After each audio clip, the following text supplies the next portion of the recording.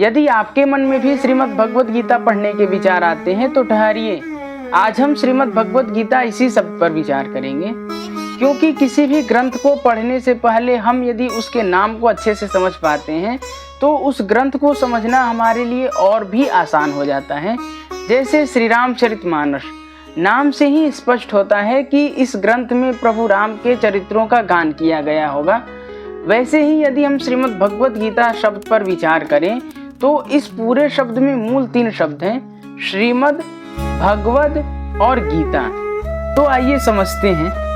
यहाँ पर श्रीमद् जो शब्द है वह सम्मानवाचक विशेषण के रूप में प्रयुक्त हुआ है।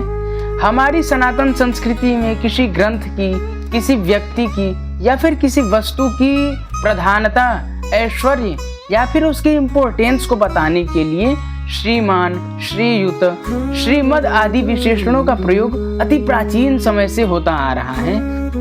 गीता में मूल शब्द गीत है।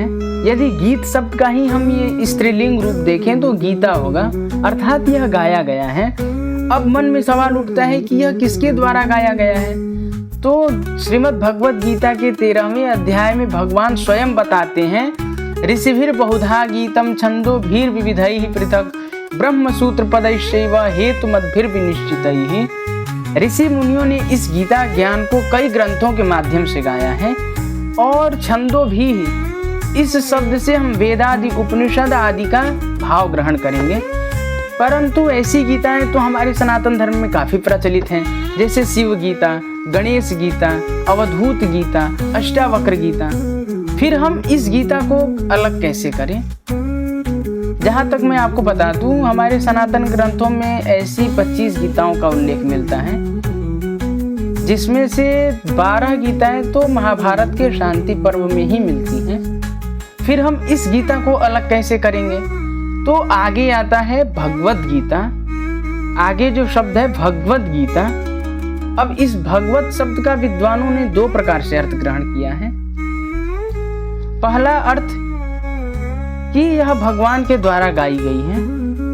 यह जो श्रीमद् भगवद गीता है यह भगवान के द्वारा गाई गई है। लेकिन जिन्होंने श्रीमद् भगवद गीता का अध्ययन किया है उन्होंने यह पाया होगा कि इसमें बीच बीच में अर्जुन उवाच, संजय उवाच, धृतराष्ट्र उवाच, यहाँ तक कि दुर्योधन उवाच भी आता है।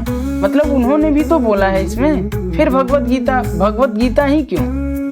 यहाँ पर हमें ये समझना चाहिए कि इस गीता में जो अत्यंत महत्वपूर्ण उपयोगी बातें हैं वह भगवान के द्वारा कही गई है, भगवान के द्वारा गाई गई है।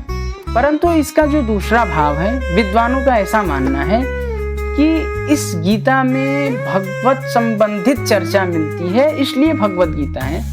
भगवत प्राप्ति के मार्गों का उल्लेख है, इसलिए भगवद गीता है। भगवत स्वरूप संबंधित बातें हैं, इसलिए यह भगवद गीता है।